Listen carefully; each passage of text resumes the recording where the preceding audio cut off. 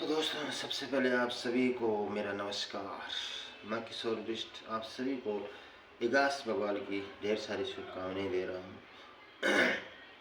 मेरी तरफ से, मेरे पूरे परिवार की तरफ से आप सभी लोगों को उत्तराखंड की जो लोक पर्व है इगास की ढेर सारी शुभकामनाएं हैं।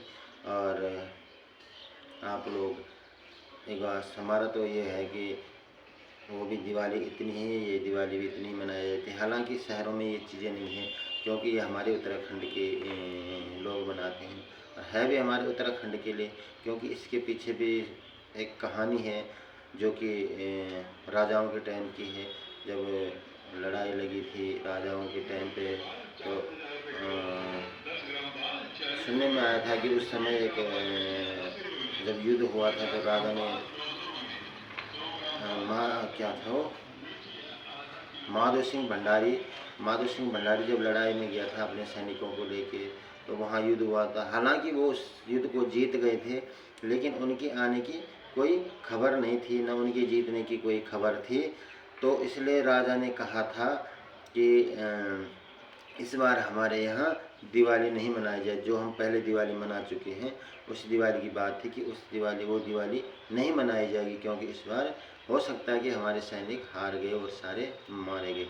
जबकि ऐसा कुछ नहीं था। माधो सिंह भंडारी अपने सैनिकों के साथ विजय प्राप्त कर चुके थे, लेकिन कुछ कारणवश वो हमारे महाराजा तक सूचना नहीं पहुंचा पाए, जिसकी वजह से महाराजा ने सोचा कि हम विजय नहीं हो पाए हैं। तो इसलिए उसने घोषणा की थी कि हम दिवाली नहीं मनाएंगे। तो उस समय हमारे यहाँ उत्तराखंड में वो दिवाली का पर्व नहीं मनाया गया था, जो हम मना चुके हैं अक्टूबर में।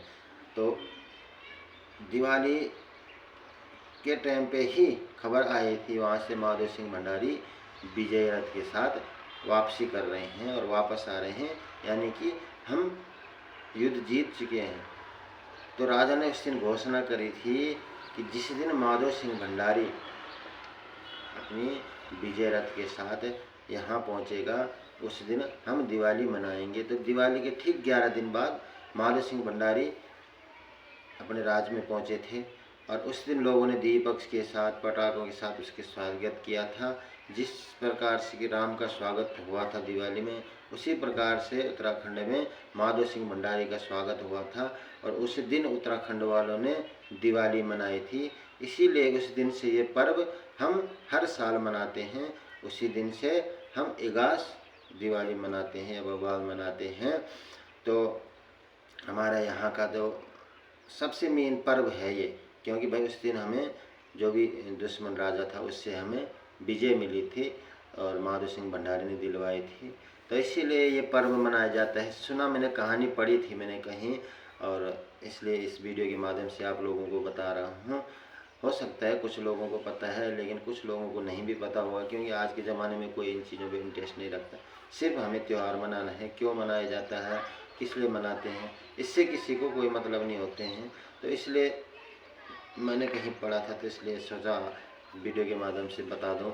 इस लोगों को, जिनको नहीं जानकारी, उनको पता लग जाएगा कि हम इगास बवाल क्यों मनाते हैं। तो दोस्तों, इसलिए हम इगास बवाल मनाते हैं, क्योंकि उस दिन हमारा उत्तराखंड जो लड़ाई लगी थी उत्तराखंड में राजाओं की, उस लड़ाई में हमारे यहाँ के जो माधो सिंह भंडारी विजय प्राप्त करके वापस आए थे। तो इसलिए हम इगास बवाल मनाते हैं। तो दोस्तों, आप सभी को एक बार फिर से इगास की ढेर सारी शुभकामनाएं हैं। आप घर परिवार इस दिवाली को बड़े धूमधाम से मनाएं। अपना जो पर्व है इसे बड़ी खुशी और हर्षोल्लास के साथ मनाएं, और आपके घर परिवार में सुख शांति दे माता रानी। इसी शब्दों के साथ जय हिंद, जय उत्तराखंड। मिलेंगे फिर नेक्स्ट वीडियो में एक नई सोच, एक नए टॉपिक के साथ। तब तक के लिए धन्यवाद।